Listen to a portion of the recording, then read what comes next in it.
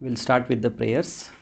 Nama Om Vishnu Padaya Krishna Preshtaya Bhutale Shrimate Bhakti Vedanta Swamin Iti Namine Namaste Saraswate Deve Gauravani Pracharine Nirvishesha Shunyavadi Paschatya Deshatarine Jai Shri Krishna Chaitanya Prabhu Nityananda Shri Advaita Gadadhara Shrivasadi Gaura Bhakta Vrinda Hare Krishna Krishna Krishna Hare Hare Hare Rama Rama Rama Hare Hare.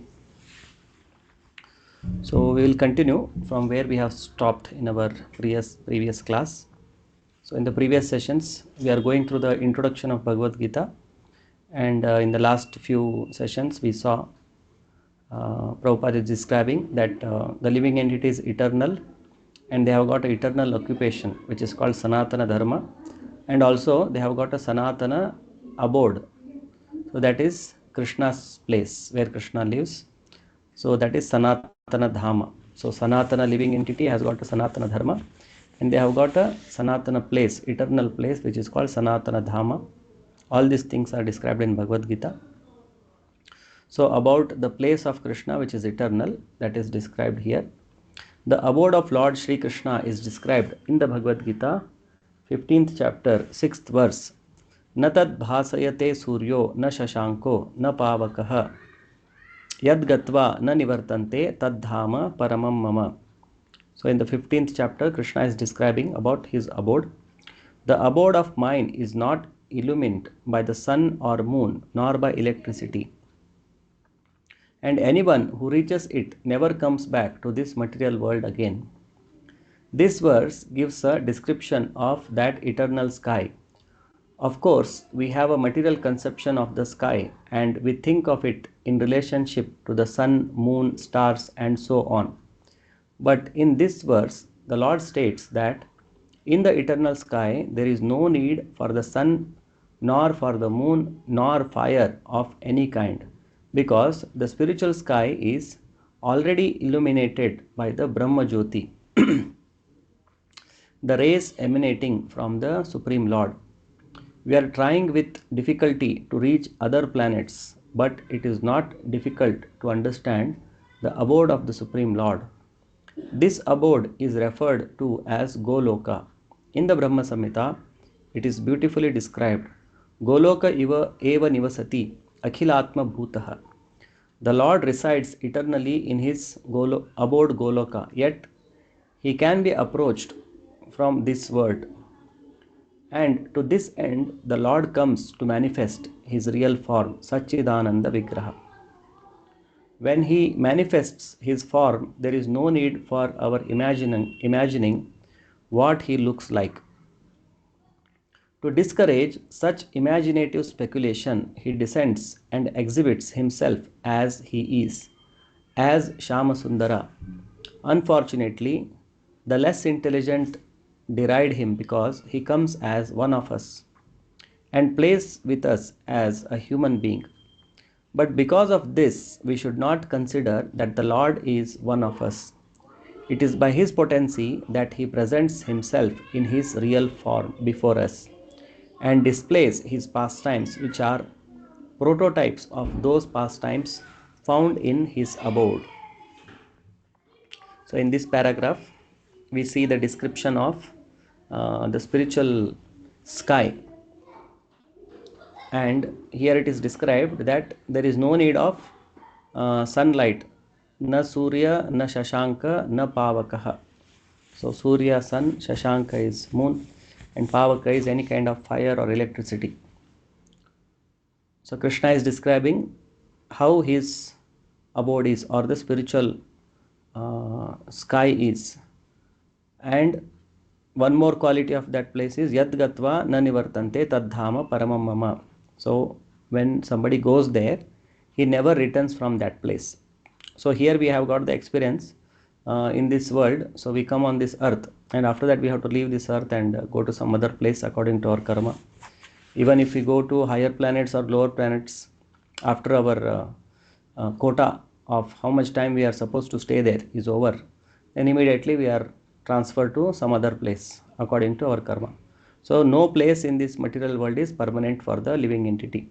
Even if it goes up to Brahmaloka also, from there, if it has practiced spiritual activities, then it can go to the spiritual sky. Otherwise, again, even from Brahmaloka also, it has to fall down to other planetary systems. So there is no permanent residence within any planet on this in this universe, because the universe itself gets destroyed after some time. Even if somebody is staying in one specific planet, Brahmaloka, so at the time of devastation, even the Brahmaloka is also destroyed when this universe is wound up. So there is no place within this material world which is permanent, and we have got enough experience of this. We see in front of us many people taking birth, dying. So there is no permanency within this material sky.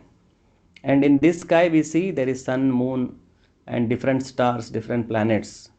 But in the spiritual sky there is no need of any sun for giving light, or moon. Generally sun gives the light in the daytime and moon gives the light in the night time.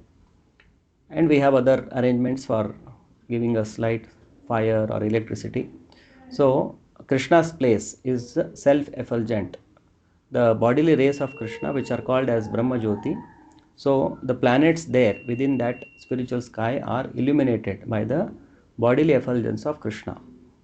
And there are other places which is describing this abode of Krishna. Here Krishna is giving some information in Bhagvadgita in the 15th chapter, that na tad bhasayate suryo na shashanko na pavakah yad gatva na nivartante tad dhama paramam mama. So just Krishna has given some hint how is his abode, but in Brahma Samhita we get a little more detailed description of the spiritual planet.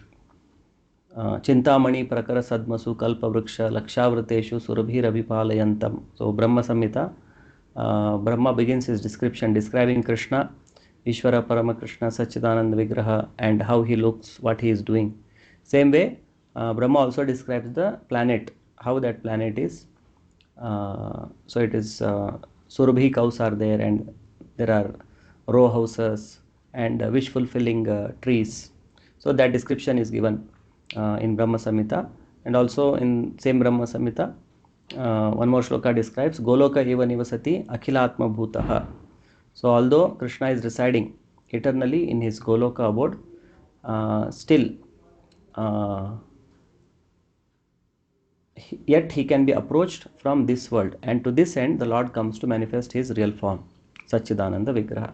So although Krishna is present in Goloka, but he can still be approached because Krishna being absolute, there is no difference between his name and his form and his activities. When we associate with any of these, we directly associate with Krishna. And Krishna personally also comes on this planet at scheduled interval once in a day of Brahma, and displays his wonderful form and his enchanting pastimes. And these pastimes are like the prototypes of what happens in the spiritual world. So what Krishna displays when he appears once in a day of Brahma on this earth planet and takes his birth in Mathura and performs pastimes in Vrindavan.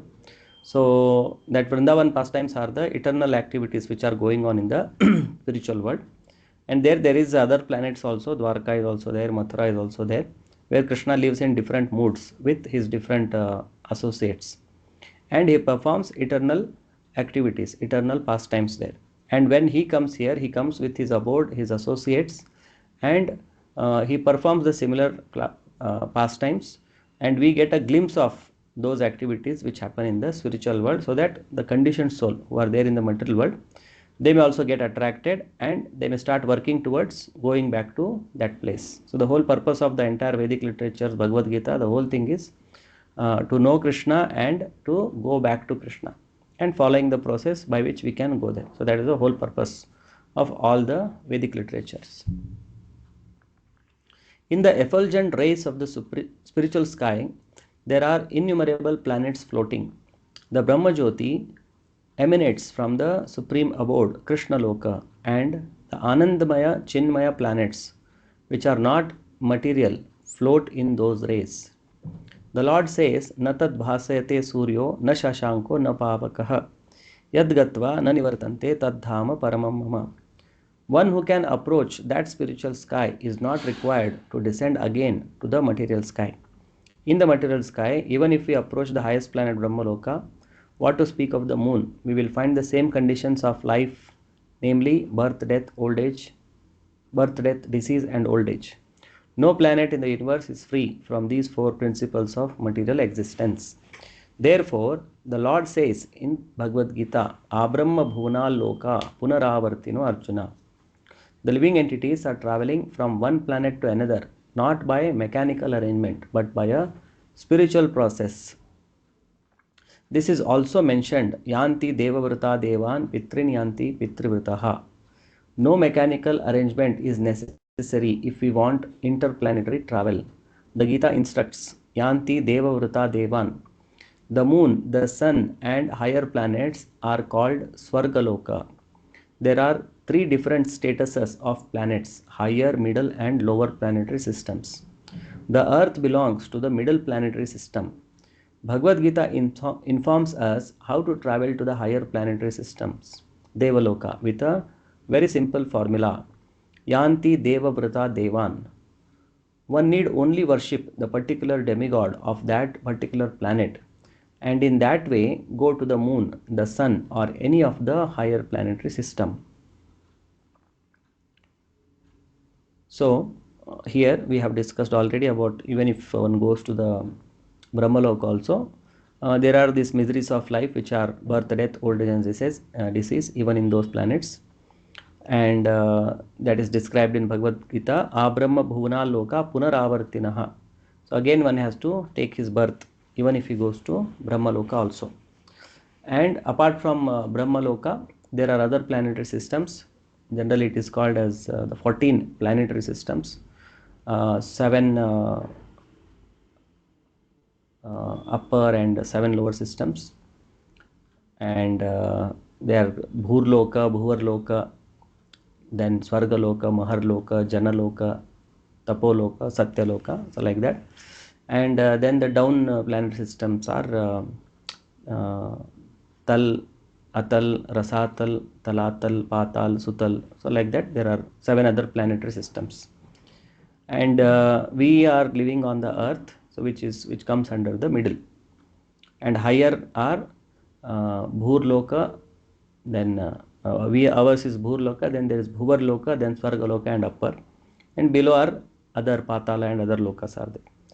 And the process of going to the other planet, Krishna describes in Bhagavad Gita, Yanti Devavrata Devan. So those who worship the Devatas, Devavrata, so one who follows the Vratas, worship different pujas of a particular Devata, at the end of life they go to their planetary systems. And Pitrin Yanti Pitrivrataha, those who worship different forefathers, they go to the planets of forefathers. So there is no need of any mechanical arrangement. Nowadays we see scientists are trying to go to moon planet or Mars. So they are making a lot of mechanical endeavors to go there. But it is not possible. Even if somebody goes there, they will not be able to live, because each planet has got a different condition. So that is described in Brahma Samhita, that Vibhuti Bhinnam. So each planet has got its own atmosphere, its own arrangements, just like sun. So sun, it's like a fiery planet. So our present bodies, they are not capable of living in the fire. Even from such a long distance itself, everything will be burnt. We will not be able to even approach the sun planet. But because I cannot live there, I cannot say that nobody can live. Prabhupada gives example that I cannot live in the water. Human beings cannot go and live in the water. Their bodies are not suitable for living in the water. But that does not mean I cannot make a blanket statement that nobody lives in the water. We actually go and see, there are so many aquatics are there, so many fishes, turtles, and so many other living entities, even plants, which live within the rivers and within the water bodies, within ocean. So there is a totally different world altogether in the ocean. But as human beings, because I cannot go and live there, if I conclude that nobody can live in the water. So then that becomes a Kupamanduka Nyaya. So we are just living within our well, and we think that my well itself is the whole existence. So the same way, because the soul, it cannot be burnt by fire. In Bhagavad Gita we see, it cannot be cut by any weapon. So the soul cannot be burnt by fire. So if there is a suitable body which can live within water, then the soul can live in a body inside the water as a fish or any other aquatic. Similarly, if it gets a body which is fiery, this body, the earth element is more. Out of the five elements, the present body we have got, earth element is more. Similarly, if there is a fire element more within the body, then the soul can reside in the fiery body also. Nothing will happen to the soul. And the body is also fiery, just like the fish lives in the water. Similarly, there can be people who live in the fiery planet like the sun also. So, according to the situation or according to the atmosphere of that particular planet, there are living entity suitable for living in those conditions. And we may not be able to grossly see with our eyes also. Everything, whatever is there, because our eyes are conditioned. Our eyes are not absolute or perfect. Even within this planet, our eyes can see only if there is light. If there is no light, I cannot see. And I cannot see something which is very close, which the eyelid is in front of my eyes closest, but I cannot see. And I also cannot see something which is very far. I cannot see. If I see a mountain from very far distance, I cannot see the minute details, what all is there, how many trees are there, how many birds are there, I cannot see. So our eyes and even other senses, sense of hearing, sense of touching, everything, they have got a limitation. They work under only certain conditions. Therefore, we are called conditioned souls. So, we cannot just believe our senses. Because I am not able to see, I cannot conclude that nothing exists there. And even if you see, from knowledge, by the knowledge of eyes, we can know different things. Just like we study in the schools, and they say that sun is so much big. This is the size. So many millions of times bigger than the earth. That is taught in the books. But what I see, if I see in the sky, sun appears like a small plate, some bright plate. It looks like a bright plate in the sky. It doesn't even look like something three-dimensional. It looks like a two-dimension plate, round, which is having so much of light it is emanating. So if I believe my eyes, I may think that sun is just one plate. But if you go by those who have done deep study, and they have some methods of knowing how the sun is, what is the distance, what is the size, and they are authority in that particular subject. And in the school when we go, they have written it in the book, and we just read the book and we accept it. Oh, sun is so much bigger than the earth. It is in round shape. It is not just a plate. It is so bigger, and it is a three-dimensional fire, a ball of fire. So with our eyes, whatever we see, we cannot say that that is the ultimate knowledge. We have to hear from the authorized sources who are expert in that subject. Then we get more information than what our eyes are showing us or what our ears are, we are able to hear. Similarly, about the spiritual planet, spiritual world, who is God, who is soul. So we cannot just go by our senses because our senses are limited. So we have to receive knowledge from the authorized sources, right sources, and then we get the complete knowledge. And here the knowledge is not only, there's theory is there and then you have to simply believe it. You can, there is a process also given. You can follow the process and realize everything that is told in the scriptures. So without following the process, we cannot just challenge what is given in the scriptures. So if you are really serious, interested to know this subject, then we should also follow the process given. Then we can realize what is given in the scriptures. As it is, we can realize.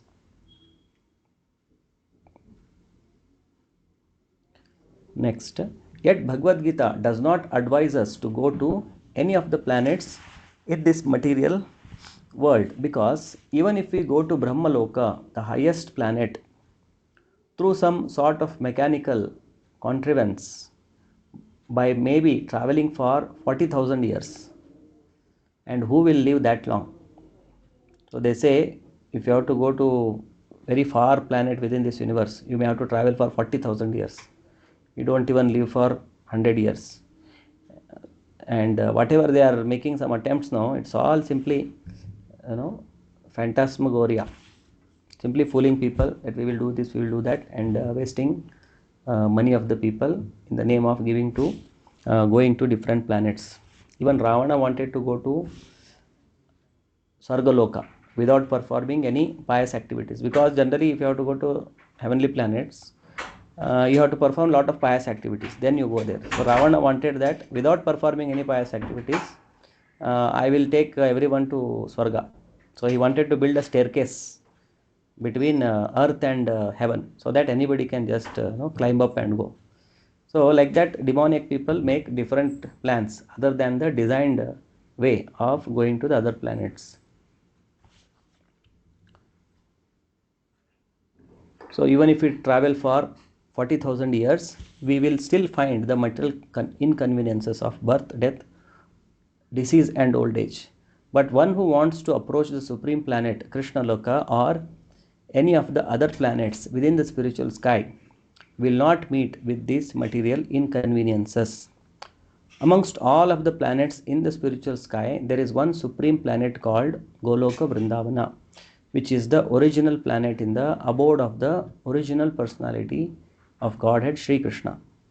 All of this information is given in Bhagavad Gita, and we are given through its instruction, information, how to leave the material world and begin a truly blissful life in the spiritual sky. So all this information, as we progress, we will see in the Bhagavad Gita. And the spiritual planets, they are called Vaikuntha Lokas. So generally we have heard of Vaikuntha, that we should go to Vaikuntha. So Vaikuntha means the place without miseries. So Kuntha means miseries, Vaikuntha means a place without miseries. And there are innumerable Vaikuntha planets. As there are so many planets we see in the sky within this material world, similarly in the spiritual world also, there is not one Vaikuntha, there are innumerable Vaikuntha Lokas are there. And in each one of them, Krishna resides in his different forms. And there are so many living entities, souls with spiritual bodies, who live with Krishna according to their particular relationship with Krishna. Many planets, Krishna lives in the Vishnu form, and there are devotees who relate with Vishnu according to their particular relationship with the Lord. And among all these planets, the supreme planet is called the Goloka Vrindavana, where Krishna lives as a two-handed form. Just like human beings have got a two-handed form. So originally Krishna has got the two-handed form, and he is a youthful form, very youthful form. And that is the, among all the Vaikuntha planets also, this particular Goloka Vrindavana is the topmost among them. In the 15th chapter of the Bhagavad Gita, the real picture of the material world is given. It is said there, Urdhvamulam adashakam ashwattham prahuravyayam chandamsi yasya paranani yastam veda sa vedavit. The Supreme Lord said, there is a banyan tree which has its roots upward and its branches downwards, and the Vedic hymns are its leaves. One who knows this tree is the knower of the Vedas. Here, the material world is described as a tree whose roots are upwards and branches are below. We have experience of a tree whose roots are upward. If one stands on the bank of a river or any reservoir of water, he can see that the trees reflected in the water are upside down. The branches go downward and the roots upward. Similarly, this material world is a reflection of the spiritual world. The material world is but a shadow of reality. In the shadow, there is no reality or substantiality. But from the shadow, we can understand that there is substance and reality. In the desert, there is no water, but the mirage suggests that there is such a thing as water. In the material world, there is no water, there is no happiness, but the real water of actual happiness is there in the spiritual world. So this is 15th chapter. Krishna tells about Urdhvamulam adashakam ashwattham prahuravyayam. So Krishna tells that there is a banyan tree which is having upside down, ulta tree. And here Prabhupada is explaining, where do we find a upside down tree or a ulta tree? If you go on the bank of a river or any water body, generally there will be trees on the banks. And if you look into the water, then you see that tree is looking upside down. It is looking ulta in the water. The reflection, because the reflection of the tree is falling on the water, and in the water you see that the tree is upside down. And Krishna is describing this material world as upside down, means it is a reflection. So because this material world is a reflection, that means exactly similar to this exists in the reality. How we see a tree in the water in the reflection, so it looks exactly same, but the only thing is it is ulta, it is upside down. So because there is a tree which is visible in the water which is upside down, that means there is a real tree which is having the actual standing of the actual direction where roots are down and the branches is there. So this material world is a reflection of the spiritual world. So what we see here, similar thing exists in the spiritual world. And in reflection, actually there is no substance. Suppose there is a mango tree on the bank of a river, and in the river when you see, it is reflection is there, and you are able to see the mangoes also. Can we go and take the mango out from there and relish that mango, sweetness of that mango? It is looking exactly like mango in the reflection. But in the reflection, you cannot enjoy the mango. So the real mango is there on the actual tree. But in the reflection, you are seeing that there is a mango there. And if you go try to touch it, it will, the whole tree will get disappear from when you disturb the water. So that way, here we see that we are seeking after happiness in this material world. But because this happiness or this material world is the reflection of the spiritual world, whatever happiness we try to experience, it is not eternal or it is not permanent. There is no real happiness within this material world. But because we are hankering after that happiness, there is a real happiness which is there in the spiritual world. Just like in the reflection mango, you cannot relish that mango. Similarly, the happiness within this material world, you cannot actually relish. We will be running after that, but actually we will not get. Here one more example is given, like the mirage. Sometimes in the desert, or there is a hot sun, if you are traveling by road also, sometimes you see at a distance that there are some kind of waves which looks like water. And actually it is not water. It's because of the heat which is getting generated from the earth because of hot sun. That heat radiation looks like water waves. And there are animals in the desert who think that, oh, there is water, they keep on running. Whenever they run, they see that, oh, still some more little bit if you run, you will get water. Little bit if you run, you will get water. So like that, the animals, they go on running in the desert. There is no water, just looking like water. And they run, and they finally die out of thirst. So same way in this material world also, living entities, they run after happiness. Oh, I will get happiness, I will get happiness, I will get. And when they approach that, again it goes away, again it goes away. So temporarily they get some experience of happiness, but ultimately there is no happiness here. But the actual happiness is there in the spiritual world. The Lord suggests that we attain the spiritual world in the following manner. Nirmana moha jitasanga dosha adhyatma nitya vinivritta kama dvandvair vimukta sukha dukkha samnair gachantyamudha padam avyayam tat. That padam avyayam or eternal kingdom can be reached by one who is nirmana moha. What does this mean? We are after designations. Someone wants to be a son, someone wants to become lord, someone wants to become the president or a rich man or a king or something else. As long as we are attached to these designations, we are attached to the body, because designations belong to the body. But we are not these bodies, and realizing this is the first stage in spiritual realization. We are associated with the three modes of material nature, but we must become detached through devotional service to the Lord. If we are not attached to devotional service to the Lord, then we cannot become detached from the modes of material nature.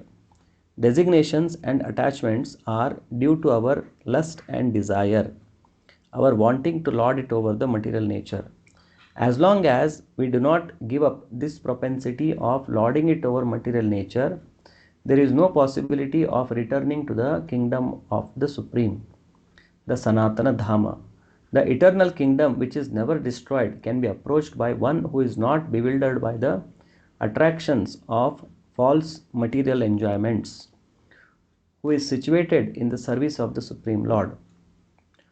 Once so situated, can easily approach that supreme abode. So if one has to uh, go to that place, the eternal abode of Krishna, where there is real happiness, then our attachment from this material world should be cut off.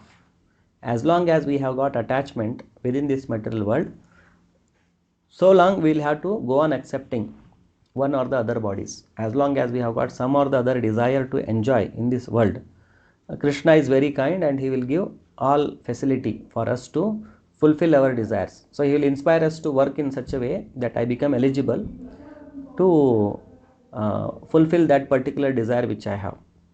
Then I fulfill my desire, I experience some kind of material happiness. And meanwhile, I develop another desire, another material desire, another material desire. Ultimately, it is lust and the desire which is keeping us bound to the material world. So, as long as we have these material desires, so long we have to remain within this material world only. One after the other, you have to keep on changing different bodies and fulfill our those material desires. So, if we want to go back to the spiritual world, then we cannot become desireless. The soul cannot become desireless, but the desires can be changed from material desire to spiritual desires. So, how we desire things in this material world, same way we can desire spiritually for Krishna, for serving Krishna. Oh, I want to be engaged in Krishna's service. So when we develop those kind of desires, so here this is opposite of lust. Here everything is for my sense gratification, for my satisfaction. Each and every person within this material world, be it animal or human being or any other species, the soul which is there in any of these forms, they are there in this material world because they have got desire to gratify their own senses. Now when we change this propensity of lording over the material nature, lording over other living entities, by surrendering to Krishna and by developing our love for Krishna, and out of love trying to serve Krishna, instead of satisfying our senses, satisfying Krishna's senses. So I want to go and eat something very tasty to satisfy my tongue. Instead of that, if we desire that, let me cook nicely for Krishna and offer it to Krishna. So if we develop those kind of desires, then we become eligible to go back to the spiritual world. And we should not aspire to have any kind of designations within this material world. So these designations will come and go as per our karma. If I am supposed to be a president, as per my karma, then automatically the arrangements will be made that I will become a president. Or if I am supposed to be a rich man, that arrangements will be made in such a way that I will automatically become a rich man. So one should not aspire after these different designations in the material world. That is left to the Kala. Time will keep on giving whatever happiness and miseries. So we should be detached from all these kind of aspirations and only get attached to the service of Krishna. And then we become eligible to go back to that spiritual world. Elsewhere in the Gita it is said, Avyakto aksharo ityuktas tamahu paramam gatim yam prapya nanivartante tadhama paramam mama. Avyakta means unmanifested. Not even all of the material world is manifested before us. Our senses are so imperfect that we cannot even see all of the stars within this material universe. In Vedic literature, we can receive much information about all the planets and we can believe it or not believe it. All of the important planets are described in the Vedic literatures, especially Srimad Bhagavatam. And the spiritual world which is beyond this material sky is described as Avyakta, unmanifested. One should desire and hanker after that supreme kingdom. For when one attains that kingdom, he does not have to return to this material world. So that description of the spiritual world, it is further described as avyakta akshara. Akshara means it is indestructible. Avyakta means it is not manifested before our eyes. And there is a paramam gatim, it is a supreme destination. And yam prapya nanivartante, one who goes there, he never comes back again. Tadhama paramam mama, that is my supreme abode. And avyakta means which is not before our eyes, that is called avyakta. And here Prabhupada is explaining that even whatever exists in the material world, which is everything is not in front of our eyes, it is not manifested before us. Just like in the daytime, you see the sky, nothing is there in the sky, you cannot see anything, only you will see the sun, everything else you see blank. But that does not mean that whole sky is blank. As soon as the night comes, when the sunlight becomes dim, then you can see that so many stars, so many planets are there. Actually they were there in the daytime also, but I was not able to see because of the blazing sunlight. I was not able to see. So they were avyakta in front of my eyes in the daytime. In the night they become vyakta, they are visible to my eyes, but they are there always. So it is my eyes which are able to see or not able to see based on certain conditions. So the same way the spiritual world is always existing, whether I will be able to see or not see based on my qualification, my spiritual qualification. I will be able to see the spiritual world or I may not be able to see the spiritual world, but that exists always. Just like the so many bodies in the sky, different stars and planets, they are always existing, but I cannot see them in the daytime because of the blazing sunlight, but in the night time I can see so many stars and so many planets. So when they are not visible in front of our eyes, it is called avyakta. So how we cannot see different planets and stars in the daytime because of our limitation. Similarly, when we are materially contaminated, we don't have spiritual vision, we cannot see that spiritual sky, we cannot see Krishna, although he is there in our heart. So we have to develop our qualification, we have to purify our senses. So when our senses are purified, spiritualized, then we can, these things become manifest in front of our eyes. So we'll stop here. So we'll do some quick revision what we have gone through today.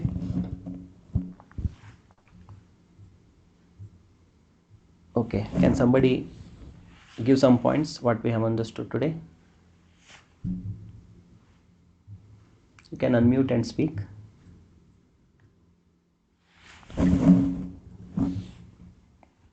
So how is the spiritual sky? Hare Krishna, Prabhuji. Hare Krishna. Can I tell you a few things? Yes, please. This today's class we started with the understanding that in the 15th chapter of the Bhagavad Gita, Krishna describes about the Goloka, and he also next we understood that Krishna appears once in a day of Brahma, and there are. There was another realization that from this class we could understand that all other any other loka, even including Brahma loka, whichever loka we want to go, we have to come back because the same it is birth, old age, disease, and death. The same thing prevails in all the other lokas, except in the spiritual sky, that is the Goloka Vrindavana, where Krishna resides. And there are many Vaikuntha planets, and Krishna is present in all those Vaikuntha planets in his own other forms, but he's present in all the planets. He's the master of the universe, and uh, well, well, I mean, uh, later towards the end, we could understand that there's an analogy given by there's an analogy here. That analogy is that when we see there are two analogies actually. One is seeing the reflection of the tree upside down, with reference to the example of a mango tree. If you see a reflection of a mango tree on the water and you see mangoes there, we cannot take the mangoes because it is just a reflection. The same way, our material life also. in our material life also we see our material life and has happiness as just a reflection, and we think that is the happiness, but again it is an illusion. It is not present. And the second analogy is that during the daytime we see the clear sky with only the sun present, but with the same sky if we see in the night, we can see the moon and along with the other stars and the planets. It doesn't mean that the suns and the stars and the planets are not there present and they appear only in the night. It is always present, but due to the presence of the sunlight, we cannot see. We cannot see the stars and the uh, planets. The other thing is we have understood that in our school days or in the studies that sun is very bigger than much more bigger than the earth, but even though it is much bigger than the earth, when we see the sun in the sky, we see it as a small golden plate, and we think that sun is so small, but it is not so. It is very difficult to enter into a sun planet because we get burnt. Whichever planet we want to go, there are Earth is in the center of the Earth is at the center. There are 7 planets above and the 7 planets below. In any other planet we enter also, all planets also, we have to come back to the I mean we have to, the same process has to be we have to go through the same process unless until we completely give up our desires and go to the Goloka and into the Krishna's abode, where there is no sun, no moon, and stars, but still it is completely illuminated, and that is the only place where we have no return to the material world. This is what I could understand. Nice, Mataji. Almost all the points you have understood. Okay, Thank you, Prabhuji. anybody would like to add?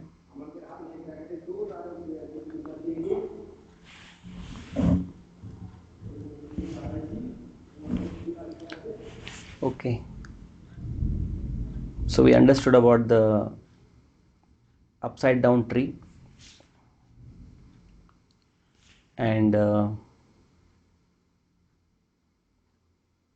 how one can go to other planets of devatas or other planets, how one can go there. That also we discussed. Yanti Deva Vrita Devan. Can somebody explain?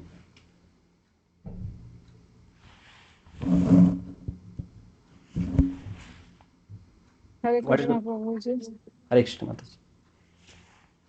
So, Krishna has explained in the Bhagavad Gita, like if we worship any demigod or even our forefathers, whoever we worship in our conditioned state, that we attain after we leave this body. So we can even go to Pitraloka or we can go to higher planets simply by worshipping the demigod of that residing planet. So we can reach to any other planet with that way. Yes. Prabhupada also gives the example. Sometimes people keep dogs, and they'll be taking care of the dog, they'll be feeding the dog.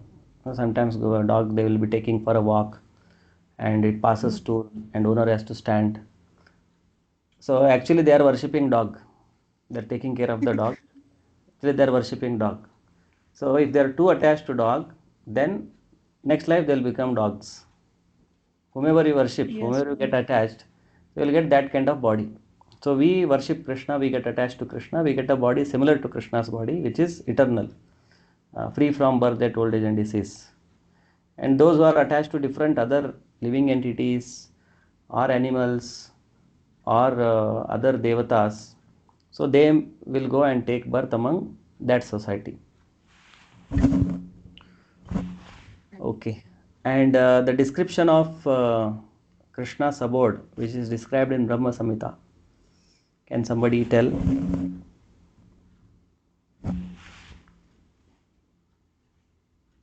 What is the description of Krishna's abode given in Brahma Samhita? We discuss only little about it. If somebody knows, they can tell. Apart from this class also, if they have heard. Hare Krishna Prabhuji, Krishna's abode is explained it is completely illuminated, and everything is available in abundance. I mean, it is nothing to do in the material sky. I mean, sorry, in the material world. It is self illumination, because just because of the presence of Krishna, there is no day and night in the spiritual sky. uh, and everything is, of course, everything is available in abundance. um, Okay, for not that this you much I can know, refer to Prabhuji. Brahma Samhita. Brahma Samhita, there are shlokas which describe Chintamani Prakara Sadmasu Kalpa Vruksha Lakshavrateshu Surabhir Abhipalayantam Lakshmi Sahasra Shatasambhrama Sevyamanam Govindamadi Purusham Tamaham Bhajami. There are 2-3 shlokas in Brahma Samhita which describes the abode of Krishna. Okay. And if you have to go to the There was spiritual, also one more thing, Prabhu, that whichever place we want, we have to go, we have to possess a body suitable to that place. If yes, yes, supposing example of that also. analogy of if you have to stay in the water, you have to become one of the aquatic animals to stay in Yes, the water. yes. And So, with common sense and logic, we can uh, defeat the scientists who say that there are no living entities in the sun. How they can say? Because there are living entities in water. I cannot live in water, but there are living entities in the water. So, same way, why not in this fire? Why not living entities in the fire? Our body has got more earthly element, so there may be bodies which are fiery, which can live in the fire. We get description of Vivaswan, who is the king of sun planet. So they may say that these are all stories, mythologies, but with reason and logic, it is common sense. If somebody can live in the water in front of our eyes, then why not in the fire? And when we have the knowledge of what is soul and what is its qualities, then there is no reason not to believe what is given in the scriptures. Okay, and one more thing, what should be our qualification if we want to go back to the spiritual world?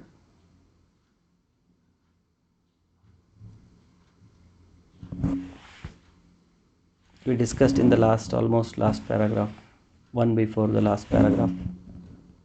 Guruji, when you tell about detachment, Gita Yes, Moksha, that is yes, the main thing, get to the Krishna.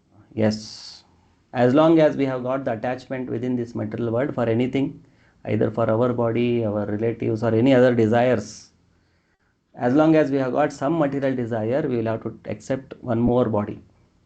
So as long as our all material desires become zero and we develop spiritual desires, till then there is no possibility of going back to the spiritual world.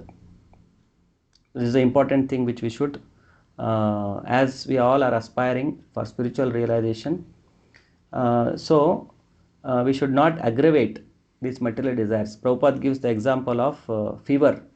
If there is a fever, then we take medicine and try to reduce the fever. Not that I do something else and I try to aggravate by fever. My fever should increase again. So all these material desires, they are like fever. So it should be reduced. Minimum, bare minimum what is required. That much we should only accept and not put lot of endeavor.